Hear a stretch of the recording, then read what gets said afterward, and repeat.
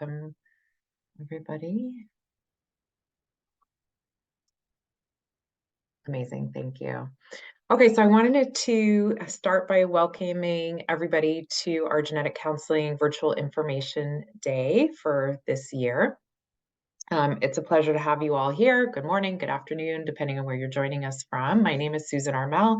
I'm the Assistant Director of Clinical Learning, and I have the pleasure of telling you what's going to be happening today and introducing some of our speakers. So, first off, after I get through my piece, we're going to hear from some of our recent grads, Anna Pan, Renee Hofstetter, and Jenna Shervin.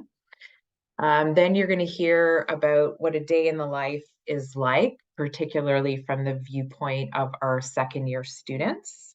And then two of our first-year students are going to tell you about the pathway to becoming a genetic counseling student from their perspective.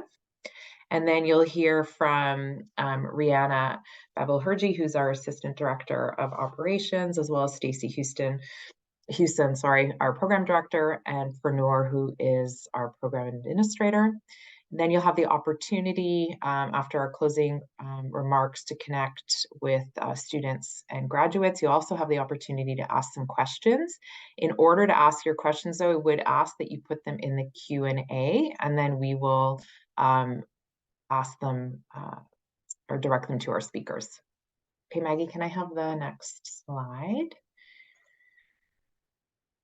Okay, so this is our amazing team. Dr. Chidiat is our medical director. Stacy Houston, as I mentioned, is our program director. And then Rihanna and I are the co-assistant directors. And two key people. Next slide, thanks. Maggie is our education coordinator. So if you have any questions that come up that are related to the program specifically, Maggie is the one that you need to reach out to, and her email address is there.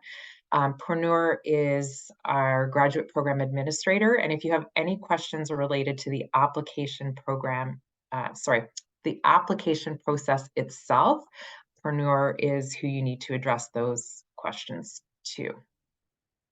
Perfect. Next slide. All right. So we wanted to give you a little bit of perspective specifically from our program. So every few years we put out an alumni survey. It gives us some information about how the program is doing, how it's perceived by our graduates. And so this is data that we've taken from, not our most recent, because we're just looking at that data now, but from the alumni survey that went out to our grads from 2015 to 2018. And so what we can tell you from that survey is that 92% of graduates began their first job within 3 months of graduation. So the market is pretty good. That tells us that our grads are finding jobs pretty easily. 100% of our respondents, so 100% of our alumni that were surveyed, said that they were satisfied with the training that they received. And 100% either strongly agreed or agreed that they would recommend the University of Toronto Genetic Counselling Program to potential applicants. So I think that's important as well. I think that speaks a lot about our program. And then finally, some of you might be wondering what the salary is like for genetic counselors. There's two sources of data for that. One is the National Society of Genetic Counselors, which surveys both genetic counselors in the US and Canada. So there's data combined, including both GCs working in the States and working in Canada. And from that survey, the annual salary in American dollars was $81,000. Whereas the CAGC, their last professional status survey was from 2022. And in that survey, the annual salary was about 98,000 Canadian. Okay. And so now moving on, we are going to hear about opportunities upon graduation. And as I mentioned, our speakers are Anna Pan, Renee Hofstetter, and Jenna Shervin. I'm going to allow them the opportunity to introduce themselves as they speak. And as I mentioned, if you have questions, please post those in the chat, and then I will moderate when they are finished speaking. Great. Thank you, Susan.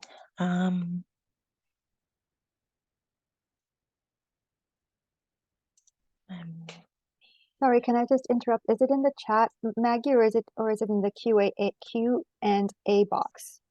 Can you clarify? Q&A. It's in the Q&A. Q&A. Yeah. That's what I Okay. said, right? No? I think it was implied. Thank you. Thanks. Okay. So hopefully everyone is able to see the correct presenter mode for this slide. I am really happy to get the opportunity to talk to future or potential candidates this year about the U of T program. So a brief intro, my name is Anna. I'm a lab genetic counselor in the Sickage Genome Diagnostics Lab. And as a lab genetic counselor, my role is a little bit different from perhaps some of the ones that you will be mostly have heard about in the past. Rather than patient-facing, my role is more physician-facing. Just as a brief intro, Lab GC tends to be the liaison between the clinical team and the lab medical scientists in terms of coordinating samples, assessing appropriateness of test criteria, and then also as like a consultant to ordering providers, providing some education about differences and nuances with test strategies and differences. And so also to get ordering provider to think a bit more about what is the most appropriate strategy in order to answer some of the clinical questions that they want for their patients. And then finally, another large part of being a lab GC is that we are the analysts who look at lab test results for genetic tests, and then as well as drafting report that ultimately go back to the clinical team to be this close with the patients. And so being in a role that is maybe a little bit different than what most of you may think of when you think of a genetic counselor being in the clinic and patient facing, one of the questions, one of the things is that at what point during my training did I know that I wanted to apply for this particular specialty that I'm in? And for me, looking back, I would say that the clinical rotation was a big part of discovering what aspects of genetic counseling, as well as what specialty best fit me. Admittedly, like many of you, that lab GC role is did not start off high at the top of my list when I first joined the program, since on the forefront, as many candidates during my time, it was really the patient-facing and clinical work that was calling out to me towards becoming a genetic counselor. But in the 2-year program span, I had the opportunity to do a lab rotation, so to speak, at Mount Sinai Labs as a student. And those 4 weeks really opened my eyes as to what additional opportunities there are for genetic counselors and how genetic counselor skills could be applied to these, non-clinical roles. And so then with that, I think for me, being a lab GC, it really fits because it is something that allows me to apply all the knowledge that I've gained from the GC Master's program during my 2-year training here, in addition to allow me to also apply some of the experiences and expertise that I had from my research days, as I did a research program prior to starting GC school. And so being able to marry the two together, I think that overall is what the clinical rotation allowed me to explore. In terms of what the program had prepared me for, I would say that the coursework at the U of T program really laid down the foundation. You have 2 courses during the program that really hone down in terms of knowing about technology in the lab, called lab skills, as well as risk calculation that talks about knowing what is the residual risk for somebody post a certain type of genetic test. And then even though I'm more in a laboratory genetic counselor role, a lot of the clinical knowledge that I have gained from courses, as well as just by being in the clinical rotation, still applies today for me, in the sense that in many of the discussions amongst my colleagues, even within the lab, I'm drawing upon a particular patient or a particular condition that I may have seen during clinical rotation, and that helped to consolidate some of the clinical knowledge of how things present. And it is very much relevant even for a lab GC role today. And so lastly, what is the best part of my job?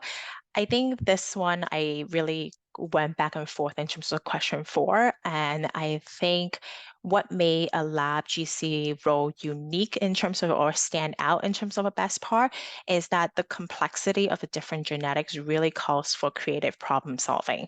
You may see a result that is something that's unexpected, you've never seen before, and then to have the opportunity to really dive down into it, to look through the literature, to be able to work with the lab and at the bench of creating new tests in order to tease out some of those answers as to why we're seeing a result a certain way. How does it tie back to a patient's clinical features? I think that is an aspect that, for me personally, makes me excited and really glad that I'm a lab genetic counselor today.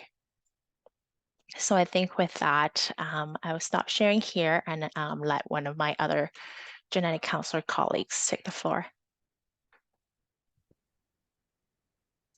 Hi, okay, I can go next. Hold on, I'm gonna share my screen.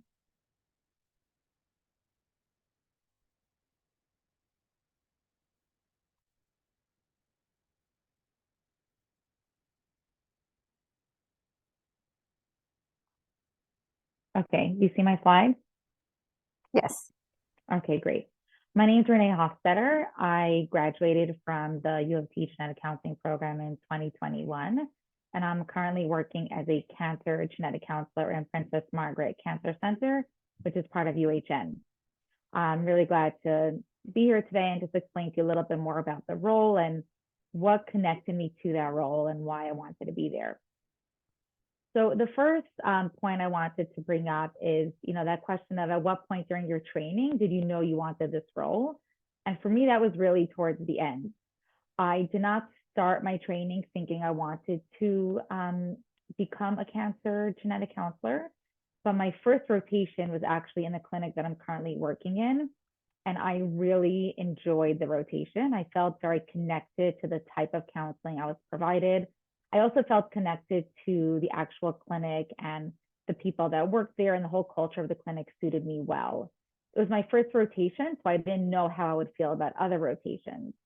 And so towards the end of my training, when I kind of paused and took stock of all the different varied experiences that I had, and I had 2 other cancer genetic counseling rotations after this one, I realized that that was something that still, even after the other rotations, still really stood out as the type of counseling that really felt that suited me very well and something that I enjoyed immensely.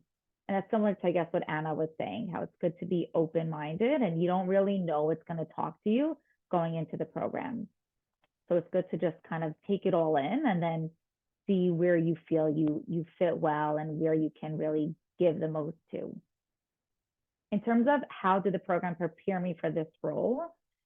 So I would say 2 aspects. One is a little bit more tangible. We did have a very good course on just cancer-based genetics, and it was a very robust course where we learned a lot, and that was a very good foundation for me for all the different types of hereditary cancer syndromes that come up.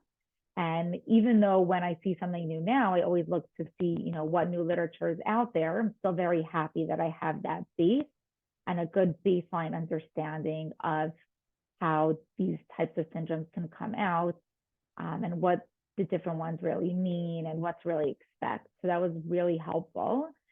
And from, something that's not as tangible, more of like a qualitative way that helped me through the program, was the clinic role I'm in now has a very high volume of patients and it's really busy. And I think that just after going through the GC program, which was quite rigorous, quite busy, had a high volume of workload, I really learned how to work efficiently and how to work well and really become proficient at what I'm doing. And I felt that just having that behind me really helped me settle into a new role easily. And also the role I'm in now has a very strong team atmosphere. There's 7 genetic counselors, a geneticist, a manager, we have genetic counseling assistants and admins, and it's a very supportive team-like environment. And because the program, you're in a class where you're one of 6, I think that team camaraderie is something that you're really building on for the 2 years of the program, where you support each other and help each other and you're really doing everything together. And so the clinic role was a really nice continuation of what that was like as a student, you know, trying to support and be a good value to your team. And then in terms of what's the best part of my job, so really what I love about cancer genetic counseling that you don't find in all the other genetic counseling clinics is that most often the results that you give patients can impact their medical management. So if I give a positive result to a patient, I tell them they have a mutation that increases their risk for cancer. It's not information that anybody really, you know, is looking to get. It's not something that's, you know, happy news. However, the fact that in almost all cases, we have what to do with that information, have screening protocols, you know, special guidelines for different genes. How are we going to screen this patient so that if a cancer does develop, they're better placed to catch it early? Sometimes we have surgeries they can undergo to reduce their risk. And so for me, this piece is really crucial and part of the reason I connect to my job, because being able to give over positive results, but in a way that empowers patients to actually take that information and use it to take some control over their risk and really improve their long-term health outcomes is something that I find really helpful for me as a provider and something that I really stress with my patients. And I think something that they also appreciate. You don't always have that in other clinics where sometimes you get positive results. Let's say if someone's child has a genetic condition, there may not be treatment plans. There may not be something that you can really tangibly do about it. So that's something I appreciate in this role. The other thing I like is the level of variety. And in that, I mean that in some ways there's very little variety. I would say the core of most of my sessions is the same. Most people are coming because of some kind of cancer indication personally or in their family. And most positive results have underlying similarities. But there is still some variety because we see lots of different genes right now. And so there's some variety in the types of genes that come up and how to explain what that means. But I actually enjoy that the core is similar because it frees up my brain space to be able to hone in on what the unique patient experience is like. What does this mean for my patient that I'm speaking to right now? How are they taking in the information? How can I best help them adapt to what I'm saying? And because I don't have to focus so much on the details of the knowledge that I have to impart, because it's something that I have a very good core understanding of, it really allows me to focus on what my patient is experiencing now. And I find that very helpful from a psychosocial perspective. And the last thing I really like is my colleagues. I'm part of a really fabulous team. Susan, who introduced us, as part of my team, and the culture and the vibe in the clinic with everyone working together is something I really enjoy. It's not something you always know going in if you don't have experience prior, and everyone connects to different types of clinics, but I find that my personality just fits in well with the people I work with, and that's also something that really helps improve the way I enjoy my job and my relationship with my colleagues. And I will now give it over to Jenna. If you have any questions, I'm happy to answer it later. Thanks, Renee. Okay. So hi, everyone. My name is Jenna. I am a genetic counselor. I graduated from the program in 2022. Been working for about a year and a half now. I have had 2 roles since I graduated. So my first one was in a community genetics clinic in Calgary, Alberta. And by community genetics, meaning a clinic that is not hospital-based, but still publicly funded. And there I saw a wide variety of indications, cancer, preconception, fertility, a little bit of prenatal. And then more recently, I began a role with North York General Hospital. And this role, again, is pretty broad, supporting their adult, pediatric, as well as prenatal clinics. So the first question, at what point did I know in my training? Similar to Renee, I figured it out towards the end that I was very drawn to variety. of specialties and was having a hard time pinning down exactly where I would want to go. But the thing that I did find quite interesting was in clinics where I saw a wide variety of indications, always kind of being challenged and looking at those new indications to see, to work them up and prepare for those patients. So that gave me a sense that a role with a broad spectrum of patients would be a good fit for myself. How did the program prepare you for this role? So it might seem counterintuitive that very specialized clinics would prepare me for a very general genetic counseling positions like the one I held last year in my current position.